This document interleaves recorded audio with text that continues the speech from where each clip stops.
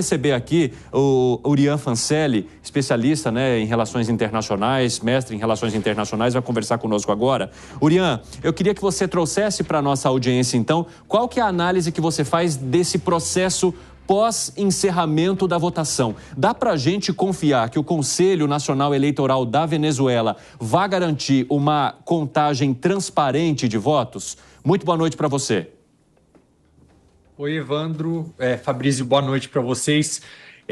Não tem como a gente afirmar isso ainda. O que o Nicolás Maduro, ditador venezuelano, assim como os seus aliados, a instituição eleitoral do país, eles têm tentado frisar ao longo do dia é que os resultados serão respeitados e que vai haver transparência em todo o processo. Mas a gente sabe claramente que isso não aconteceu. Não apenas porque algumas pessoas têm relatado, né, dificuldade para chegarem para votar, mas por conta de toda a falta de transparência que a gente observou ao longo das últimas semanas. E o que eu quero dizer quando eu falo isso? Eu quero dizer em relação a venezuelanos que moram fora do país, então uma diáspora de quase 8 milhões de pessoas, sendo que 4 milhões poderiam votar, só que acabaram que não vão conseguir. O dado que a gente tem é de que apenas 70 mil, mais ou menos, conseguiram registro. Então, tudo isso faz parte de uma tática do Nicolás Maduro para ele dificultar os votos que seriam direcionados à oposição. Isso porque quem mora fora do país tem uma tendência a votar, são pessoas que saíram por conta da incompetência, por conta da corrupção do regime venezuelano, então que acabariam votando em maior parte para a oposição. É uma tática que ela é somada a outras mais recentes vistas no dia de hoje do país, então pessoas ali, observadores da oposição que foram impedidos de chegar também até as zonas de votação. Algumas dessas zonas tiveram os nomes mudados há cerca de 4 dias também para dificultar com que as pessoas encontrassem esses centros. É quase como se o objetivo final fosse impedir a votação na oposição, porque é muito mais fácil você manipular os resultados finais se esses resultados forem ali de repente, 5%, 10%, do que se o Maduro tiver uma diferença de 30%, 40% contra o seu oponente.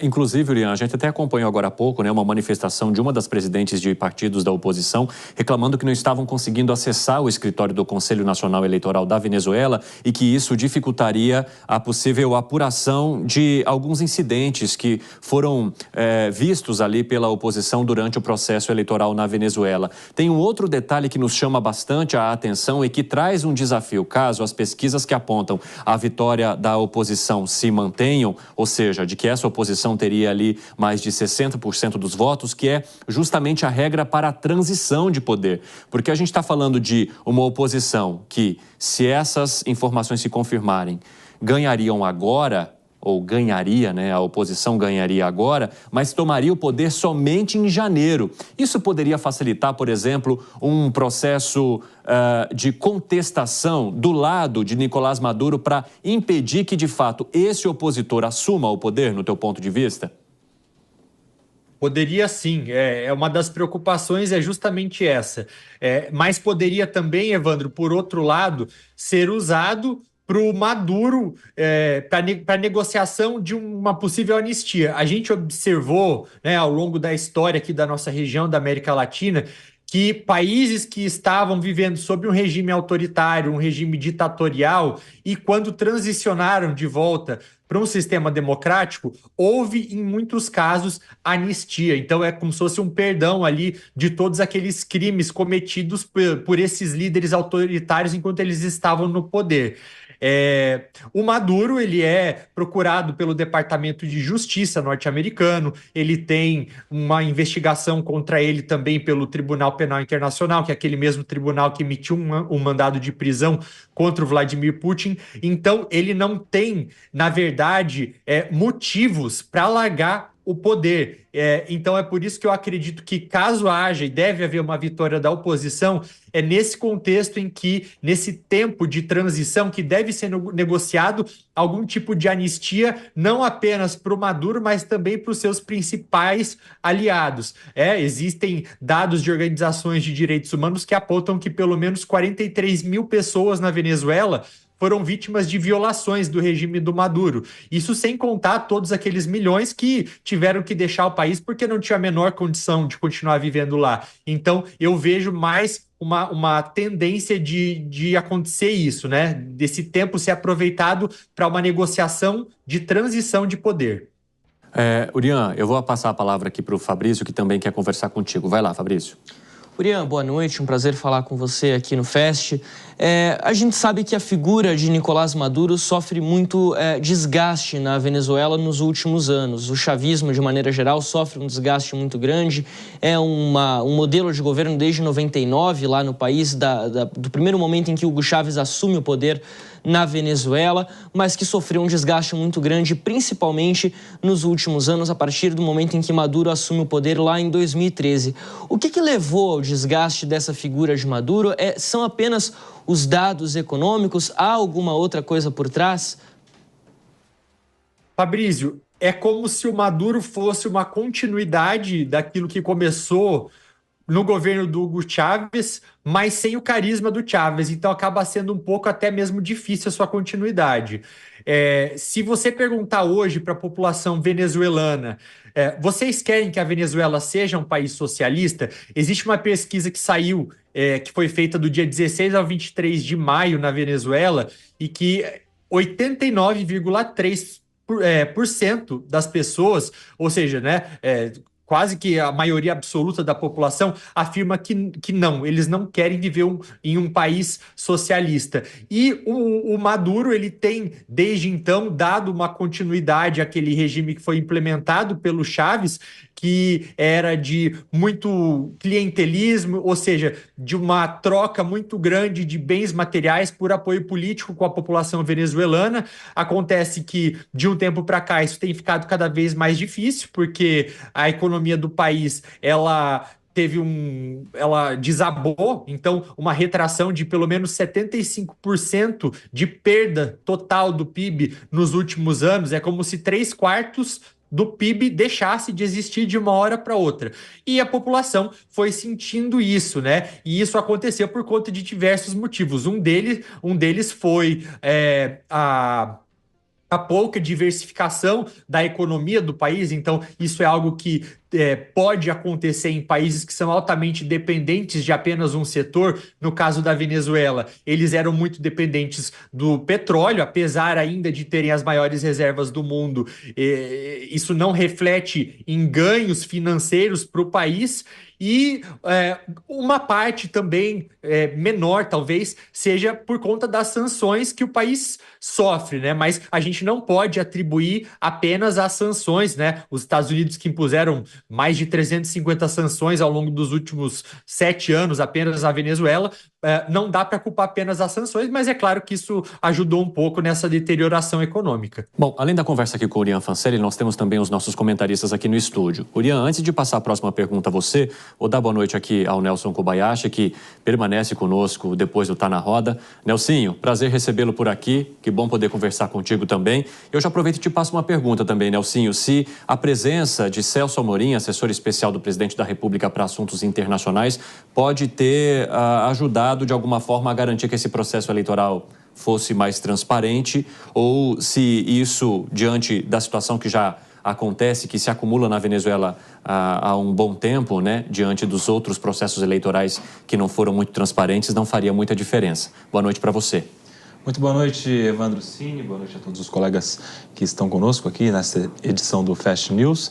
Do meu ponto de vista, a presença de observadores internacionais, como todos, são presenças mais do que necessárias para garantir a lisura de um processo eleitoral, e a presença do Celso Amorim seria mais uma destas figuras externas a contemplar e a acompanhar todo o processo de votação deste domingo lá na Venezuela. Mas uma figura isolada não resolve a situação. A gente tem, inclusive, uma grande polêmica envolvendo a questão dos observadores internacionais, porque o próprio Nicolás Maduro impediu outros observadores de participarem deste pleito, de participarem deste processo. Fechou as fronteiras, inclusive, na véspera das eleições, impedindo que muitos outros estados pudessem enviar os seus representantes. Em relação especificamente ao representante brasileiro, eu acredito que isso, sim, do ponto de vista aqui do nosso país, vai trazer um peso muito importante em relação a qual será o posicionamento brasileiro, seja com qualquer que seja o resultado das eleições. Se o resultado for favorável à oposição, isso vai pressionar o governo brasileiro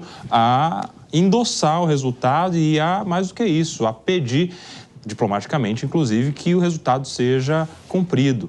E se o resultado for pela vitória de Nicolás Maduro, também, de igual forma, vai recair sobre o representante do governo brasileiro endossar esse processo que já é muito questionado, não só pelo dia da eleição, mas por conta de tudo que aconteceu nas vésperas deste resultado. Então, é importante, mas não resolve a situação, em especial em relação a tantos outros que foram impedidos de participar como observadores internacionais deste processo eleitoral. Urian Fancelli, como é que você avalia, né, essa participação do Brasil e de outros integrantes, né, da comunidade internacional, inclusive num volume menor diante de todas as manobras que foram feitas ali por Nicolás Maduro nas últimas semanas?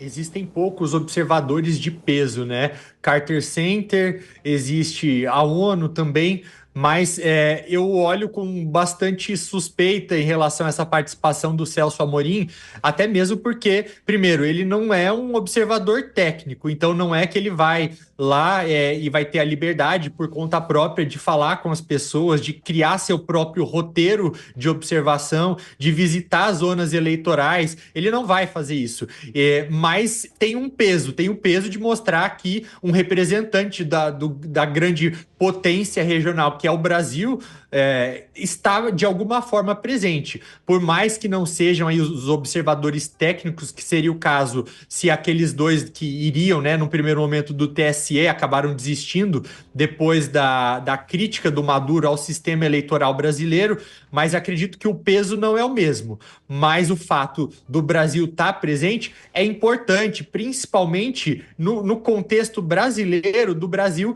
se projetar para fora do país, mostrar que aqui da região, que o país está de olho, que participa dos processos eleitorais, do processo democrático, é uma região que é famosa por instabilidade, por golpes de Estado. Só a gente olhar para o que aconteceu agora na Bolívia, há poucas semanas, quando foi tentado um golpe de Estado, uma situação bastante esquisita, mas a América Latina é conhecida por isso. Então, qualquer sinal de estabilidade que puder ser mandado para fora é positivo. E só para concluir, eu acredito que a presença do Celso Amorim seja positiva no sentido daquilo que a gente estava falando, Evandro, de numa possível derrota do Maduro, do Brasil agir. Isso já tem sido levantado, não apenas por mim, mas por diversos analistas de fora, analistas internacionais, e um possível papel do Brasil em uma possível mediação para a transição de poder na Venezuela. Então, para até combinar aí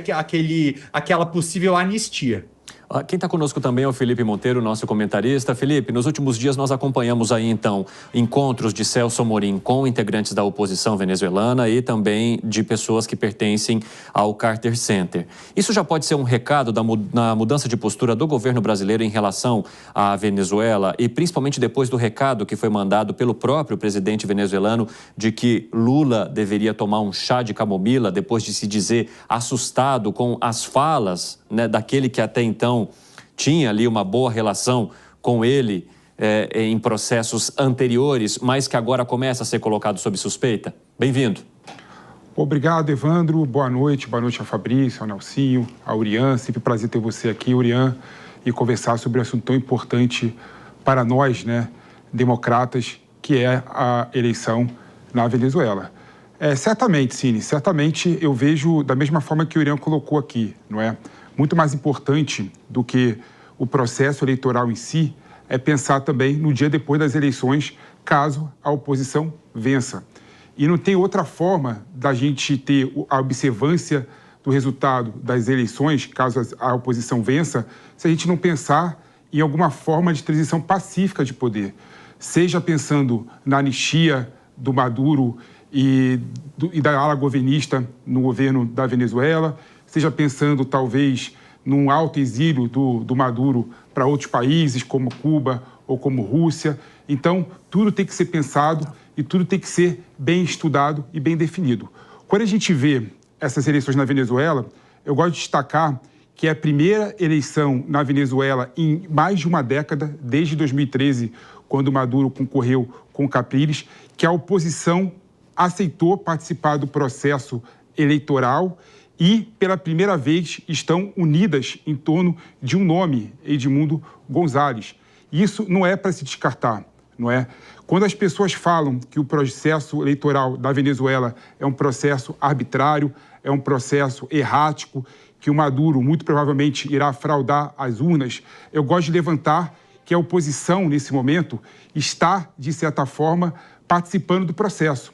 E não dá para a gente ignorar e achar que a oposição é ingênua em participar de um processo sem antes conversar com os poderes constituídos, sem antes conversar com o Conselho Nacional Eleitoral na Venezuela e sem antes conversar, inclusive, com a base militar que sustenta o regime do chavismo, mas de um tempo para cá não está tão uníssona assim com o Maduro e com o chavismo. Até porque vários generais, vários militares de alto escalão foram presos pelo Maduro, criando uma certa divergência e contestação da base militar. E é bom lembrar, só para terminar, que o chavismo ele é fincado em 3 pilares, né? Primeiro, apoio popular, que não existe mais na Venezuela. Segundo, a base militar forte, que a gente viu, que eu falei aqui recentemente, que não faz mais sentido, né, na Venezuela, porque os militares estão divididos. E o petróleo forte, que sustenta uma base de privilégio de subsídio que não existe mais. Então, esses 3 pilares ruíram. Então, muito provavelmente, a oposição tem chance, sim. E o Amorim, na Venezuela, é um bom sinal para mostrar que tem que pensar o dia depois das eleições da Venezuela, dependendo do resultado final. Vamos ver uma manifestação agora de Edmundo González, então, esse candidato principal da oposição. Acompanhe. Confiamos que la Fuerza Armada hará respetar la decisión de nuestro pueblo. Vamos a cambiar el odio por amor. Vamos a cambiar la pobreza por progreso. Vamos a cambiar la corrupción por honestidad. Vamos a cambiar las despedidas por el reencuentro. Bom, ele falou bem devagar, eu acredito que deu para compreender, mas vou traduzir aqui para vocês também, né? Confiamos que as Forças Armadas respeitarão a decisão do nosso povo. Vamos trocar o ódio pelo amor. Vamos trocar a pobreza pelo progresso. Vamos trocar a corrupção pela honestidade. Vamos trocar as despedidas pelo reencontro. Urian Fancelli, eu quero integrar aqui na nossa conversa as Forças Armadas venezuelanas. Elas têm sido colocadas como o centro de garantia de que, caso a oposição vença, que esse processo seja reconhecido e possa caminhar, então, para uma transição. Qual é ou será o protagonismo das Forças Armadas para que a lisura daquilo que acontecer de escolha nas urnas, se essa transparência também se concretizar, possa fluir no processo eleitoral ou para além do processo eleitoral, aí na sua análise? Eu acredito que tem um peso bastante grande, não concentraria todo o peso apenas nas Forças Armadas, até porque existem 3 fatores principais. Sim, o Exército, que até mesmo daqueles 300 presos políticos, mais ou menos, que existem hoje, mais da metade deles são pessoas que faziam parte do Exército e acabaram, de alguma maneira, se voltando contra o governo e acabaram sendo presas. Então, existe sim motivações nas Forças Armadas para não compactuarem mais com a permanência desse governo. Mas eu não deixaria apenas a responsabilidade para eles, Evandro. Eu colocaria também os eleitores, eles vão ter um papel bastante grande, e até mesmo por isso que a Maria Corina Machado ela tem pedido desde ontem à noite ela fez uma publicação nas suas redes sociais, dando instruções para os eleitores eleitores do que deveria ser feito hoje na Venezuela. E ela pediu 3 coisas. Primeiro, que as pessoas acordassem bem cedo, antes das 5 da manhã, e aí, então, em um primeiro momento, que gravassem um vídeo ouvindo o hino nacional e postassem nas redes sociais dela. E segundo, e aí que já fossem votar e permanecessem durante o restante do dia nos centros de votação, acompanhando até o final. E aí as outras 2 coisas que ela pediu foi justamente isso, né? Para que as pessoas ficassem presentes, participassem de uma live que ela abriu à 1 da tarde no horário local, e terceiro, que acompanhasse o encerramento das urnas. Então, isso é importante para mostrar um peso grande da população, de pressionar o governo, de pressionar também as Forças Armadas. E, em terceiro lugar, eu colocaria a importância do peso, da pressão dos outros países da região, que acabam, querendo ou não, sofrendo as consequências do desastre que é o sistema venezuelano.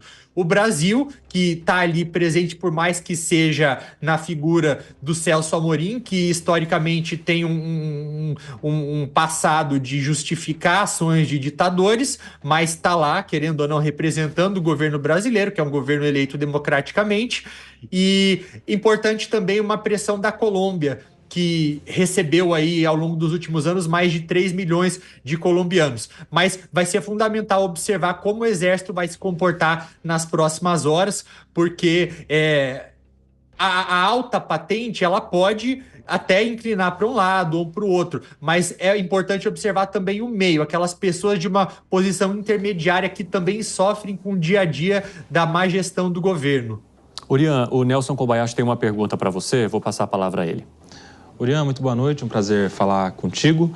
Urian, você falou da Maria Corina Machado, que era o principal nome da oposição na Venezuela, e ela, quando foi votar hoje, ela conversou com a imprensa e foi impressionante acompanhar como ela estava a par de todos os números de comparecimento em cada um dos estados. Ela falou com precisão o número de comparecimento ali, porcentagem, né, de eleitores em cada estado. Mais do que isso, estava acompanhando de perto também os problemas em cada uma das urnas. Eu quero te perguntar o seguinte: primeiro, qual é a importância do comparecimento, considerando que é uma eleição de voto facultativo, opcional do povo? E segundo, ela, sendo o principal nome da oposição, consegue transferir prestígio e voto para o Gonçalves, que é o que está na urna, o que tem condições de ser votado, vez que ela ficou fora desse pleito eleitoral? 2 coisas importantes. Vou começar pela última pergunta. Foi feita uma pesquisa também em maio, no qual 60% das pessoas mostraram intenção de votar no Edmundo Gonçalves, que é o candidato da oposição. E quando essas pessoas foram perguntadas por que vocês vão votar no Edmundo Gonçalves, cerca de 87% delas responderam porque a Maria Corina Machado mandou. Então, ela é uma figura crucial. Ela tem sido talvez aí mais importante do que até o próprio candidato da oposição em todo esse processo. Até porque ela vem lá desde lá atrás, de muitos anos já fazendo oposição ao regime do Chávez, depois ao regime do Maduro. Então, ela é uma figura crucial, bastante simbólico, ainda mais por se tratar de uma mulher na América Latina, que é uma terra historicamente machista, né? Então, ela tem esse papel. Ela pode não ser a presidente do país agora, porque ela foi impossibilitada de concorrer, mas com certeza, se houver uma transição de volta para a democracia, ela vai ser o próximo nome a governar o país daqui a alguns anos. Agora, em relação ao número de pessoas que comparecem para votar, isso é crucial. O próprio Maduro entende isso, ele entende que quanto mais pessoas participarem, menores as chances